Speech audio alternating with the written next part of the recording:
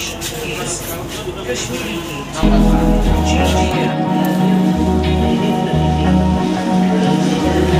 इतनी भीड़ रहती है ना, बहुत ज़्यादा।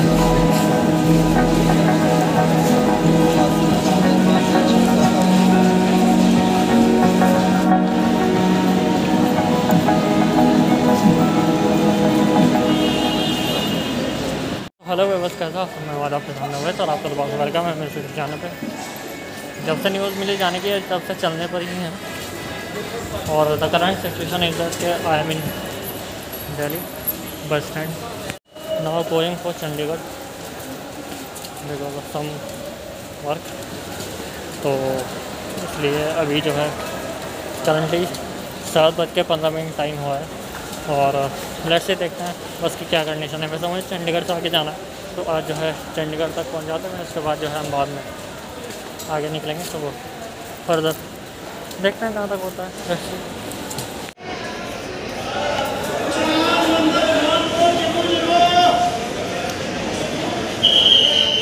So the current situation is that के आई एम इन बस और चंडीगढ़ फाइनली बस मिल गई खैरियत से और अब निकल रहे हैं यहाँ से। अभी टाइम हुआ है 7:20 और होपफुली 8, 9, 10, 11, 12 के आसपास पहुँचा देना चाहिए मेरे ख्याल में 5 घंटे। तो 5 से 6 घंटे लगता है। तो 1 बजे तक होपफुली देखो पहुँच जाए।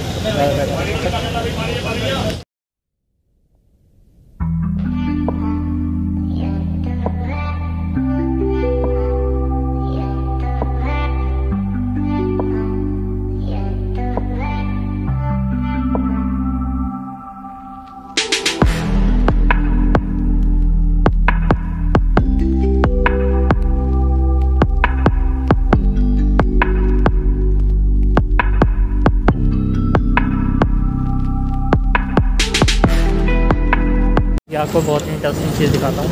ये देखो, ये अभी हाईवे पर चढ़े जो सीधा रूट गया है ना, ये मेरे होम टाउन की तरफ गया है।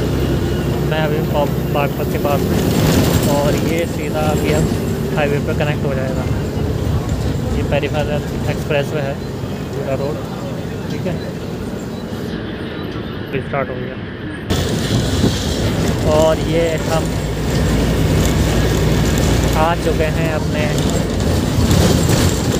हाईवे के नज़दीक। और ये देखो किसको यूज़ करने को उधर जाना तो उधर से जाना। ये अपना वो है, ये देखो ये अपना आएगा हाईवे। ये कुंडली मानेसर वाला हाईवे है जो आपने गुड़गांव में, जैसे आप गुड़गांव से आ रहे हो बागपत आ रहे हो, तो अगर आप गुड़गांव के रेसिडेंट और गुड़गांव में रहते हो और दिल्ली में रहते हो तो KMP के नाम से बोला जाता है, कुंडली मानेसर हाईवे। तो ये वही हाईवे है तो जो सीधा इस हाईवे से पानीपत होते हुए सीधा निकलेंगे हम, ठीक है। So just visited in Panipat. तो अभी यहाँ से तकरीबन लग जाएंगे मुझे तो 3 घंटे और लगेंगे पहुँचने के लिए, चंडीगढ़ पहुँचने के लिए। तो अभी जा रहे हैं चंडीगढ़ और फिर उसके बाद जो है जाके देखते हैं आगे लक्ष्य क्या होता है। एक्चुअली बताता हूँ आगे धीरे धीरे आपको बताता हूँ कहाँ जा रहा हूँ और किस लिए जा रहा हूँ। फर्दर आप वीडियो जो है देख लीजिए। फ़िलहाल मैं अभी पानीपत में हूँ, पानीपत से बस निकलना है और 3 घंटे और लग जाएंगे। मिलता है सीधा वहीं पे, ठीक है। तो फाइनली पहुंच गए चंडीगढ़ में। बहुत ही ज़्यादा अच्छी वाली थकान हो रही है और बस अब जाते ही लेट जाऊंगा। आपको नेक्स्ट डे सुबह ही मिलता हूँ।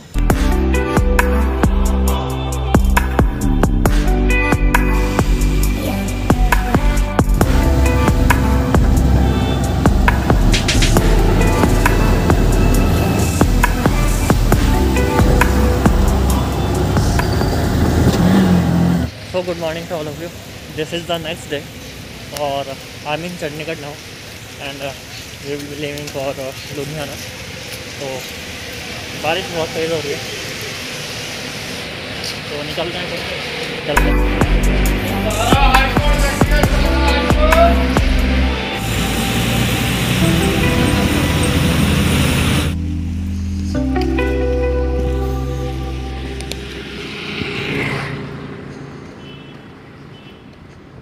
So the current situation is that के मैं भी पहुंचा हूँ लुधियाना में और किसी अपने ख़ास नॉन को लेने के लिए आया हूँ।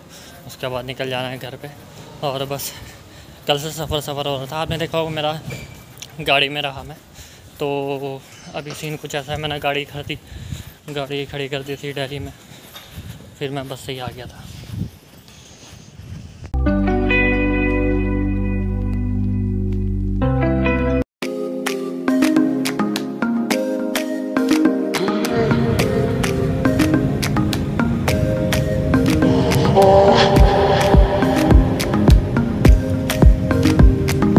जब से वो हिमाचल में लैंडस्लाइड्स आए तो टूरिस्ट जो है काफ़ी आराम भी है, थोड़ा सा ये भी है। अब मेरा एक फ्रेंड रहता है शिमला में, तो वो बता रहा था कि शिमला के चारों तरफ ऐसे कुछ लैंडस्लाइड्स हुए हैं, तो वो हर टूरिस्ट अफेक्ट कर रहे हैं। उसका काम भी मतलब होटल मैनेजमेंट का ही है, होटल्स हैं उसके अपने बाकायदा, तो वो उसी में रहता है। तो ये कह रहे काम डाउन है क्योंकि टूरिस्ट नहीं आ रहे, सब ये सोच रहे हैं कि अपनी सेफ्टी पहले कहीं जाके फंस ना जाए। वो तो है ही है सर। अब पीछे 1-1.5 महीना पहले जब गर्मी हो रही थी तो कितना कुल्लू मनाली या शिमला से कितना रश हो गया था। हाँ, वो ये हो गया था ना कि जब ई पास अलाउड होना बंद हो गए थे, हाँ। तो सभी ऐसे निकले जैसे कोई जेल से छूट के गया हो। बस तो वहाँ जाके जाम लग गया। अब जिनका होटल का किराया 1000 तो 5000 लेने लग गया। जी जी ठीक है, कुछ कोरोना का भी चलो डर है, अभी चलो बीमारी और फैल जाएगी। हाँ, बट अब बैक टू प्लेटफॉर्म आ रही हैं चीज़ें धीरे धीरे। अब यह है कि आदमी कब तक घर पे रहे। वो तो ठीक है ही, अब चलो अब जैसे बता रहे थर्ड वेव का भी नहीं, अब तो कम चांस है, कम चांसेस है। क्यों, जितने केस होने चाहिए ना, नहीं तो ठीक है 30-35 हज़ार है। जी जी। तो केरला साइड ही 21 के करीब आ रहे हैं। लुधियाना में क्या कंडीशन है केसेस की? बहुत कम है लुधियाना में। अच्छा। जैसे स्कूल खुले ना, जी जी, तो थोड़े बच्चे हो गए, मतलब 3-4 बच्चे। अच्छा अच्छा। कोई ज़्यादा नहीं आ रहे।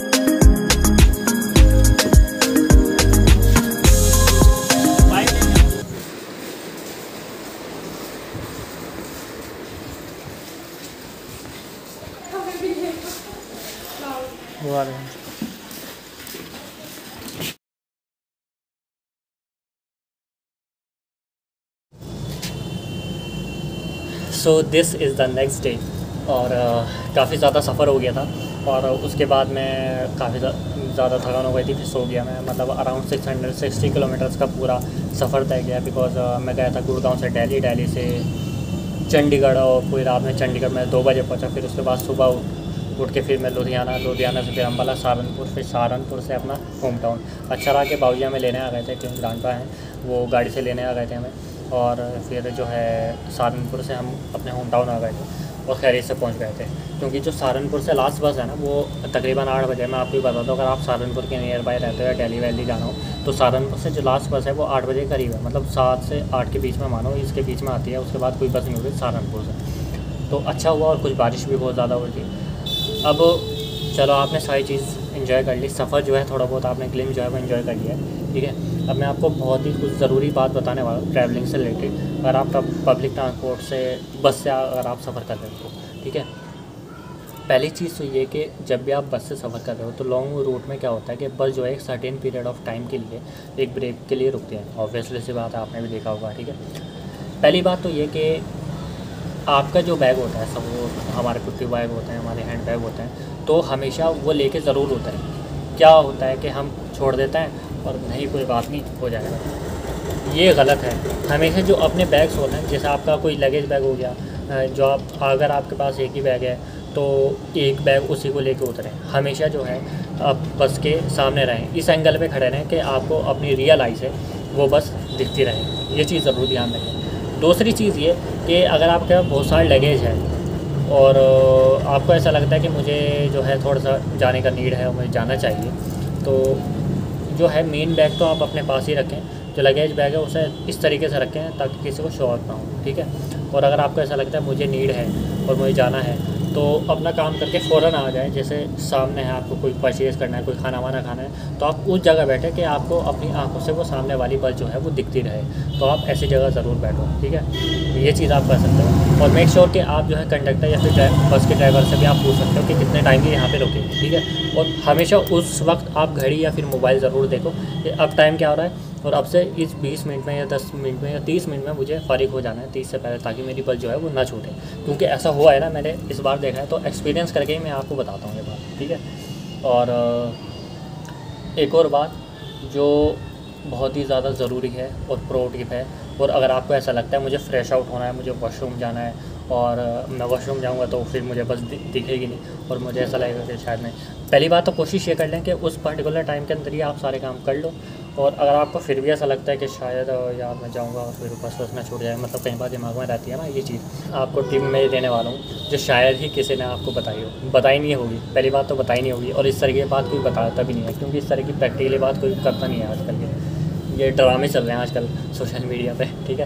तो वो मैं बता रहा हूँ कि कंडक्टर और ड्राइवर में से किसी एक का नंबर ले लो, वो अपने पास रख लो, ताकि अगर 1% आपकी बस छूटती भी है तो आप उसे कॉल करके बता सकते हो। क्योंकि अगर आप 1 मिनट भी डिले हुए तो बस गई आपकी।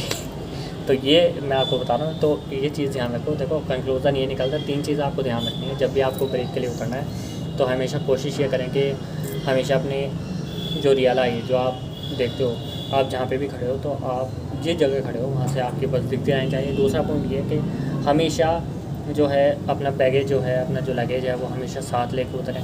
कभी भी ऐसा ना उतरें कि बस में रह गया, क्योंकि किसी का पता नहीं होता, दुनिया है कुछ पता नहीं होता किस तरीके से लोग अच्छे बुरे सब तरीके से मिलते हैं। और तीसरी बात ये कि हमेशा जो है अगर आपको लगता है मुझे वॉशरूम जाना है, या तो पार्टिकुलर टाइम सेट कर लो या फिर बस और कंडक्टर नंबर ले लो जिस बस में आप आए हो, ताकि अगर 1% आपकी बस भी छूटती है तो आप उसे कॉल कर सकें। क्योंकि जो वहाँ पर बैठे रहते हैं वो कुछ नहीं कर पाते बिल्कुल भी। और ऐसा मैंने देखा, मतलब मेरे खुद सामने हुआ है ऐसा।